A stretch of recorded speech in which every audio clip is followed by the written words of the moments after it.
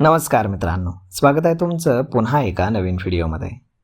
मित्रांनो, उद्योगपती मुकेश अंबानी यांच्या रिलायन्स इंडस्ट्रीजच्या शेअरमध्ये 2% वाढ काल नोंदवण्यात आली होती. सोशल मीडियातील क्षेत्रातील आघाडीची कंपनी मेटासोबत मोठा करार झाल्याची घोषणा रिलायन्सने केल्यानंतर गुंतवणूकदारांनी कंपनीच्या शेअरमध्ये खरेदी वाढवताना आपल्याला पाहायला मिळाली.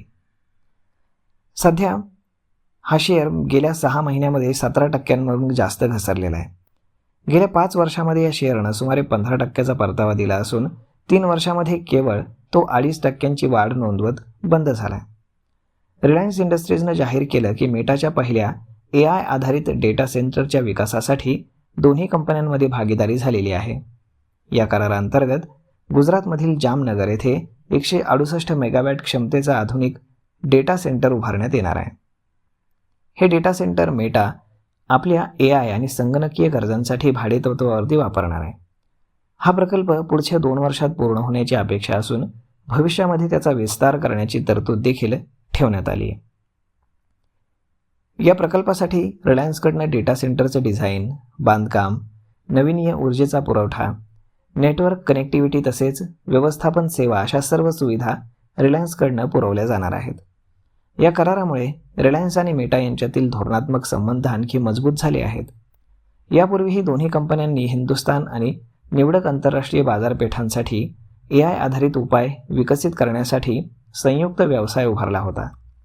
तसेच 2020मध्ये मेटानं $5.7 अब्ज गुंतवणूक करून जिओ प्लॅटफॉर्म्समध्ये 9.99% हिस्सा देखील विकत घेतला होता.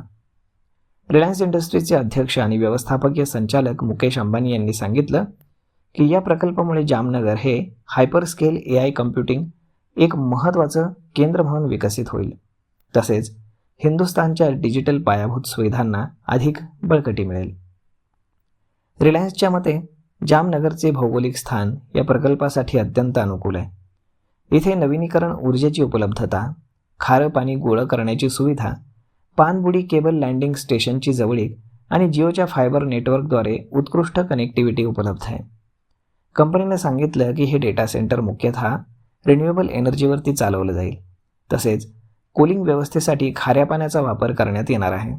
त्यामुळे पर्यावरणपूरक आणि ऊर्जा सक्षम डेटा सेंटर उभारण्याचा रिलायन्सचा प्रयत्न असणार आहे. तर मग मित्रांनो, अशा पद्धतीनं मेटासोबत रिलायन्सनं मोठी भागीदारी केलेली आहे आणि त्यामध्ये आता AI आधारित डेटा सेंटर गुजरातमध्ये उभारलं जाणार आहे. तर यावरती आपलं मत काय हे तुम्ही आम्हाला कमेंट करून नक्कीच सांगा. आणि जर हा व्हिडिओ तुम्हाला आवडला असेल तर आपल्या जवळच्या मित्रमंडळींसोबत देखील हा व्हिडिओ तुम्ही शेअर करायला विसरू नका. धन्यवाद.